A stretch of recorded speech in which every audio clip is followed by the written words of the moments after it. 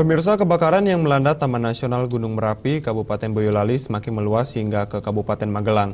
Petugas masih kesulitan menembus sejumlah lokasi titik api karena kendala peralatan serta medan yang berat.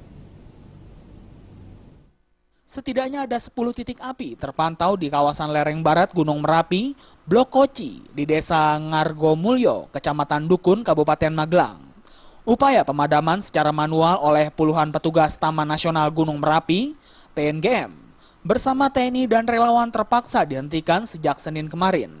Lantaran medan yang cukup berat, disertai hembusan angin yang cukup kencang, dapat membahayakan petugas.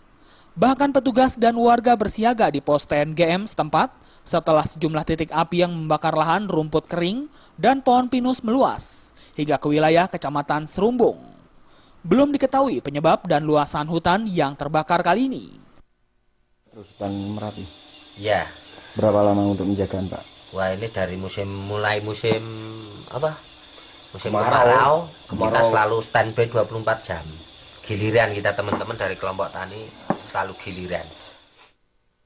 Seperti diketahui, kebakaran kawasan hutan lindung Gunung Merapi pertama kali terjadi di wilayah Desa Sepi Selo pada Minggu pagi kemarin. Karena terpaan angin kencang, kobaran api terus membesar dan sempat merembet hingga ke jalur pendakian di Pos 1 Selo Boyolali. Bahkan petugas pendaki terpaksa dievakuasi akibat kebakaran ini.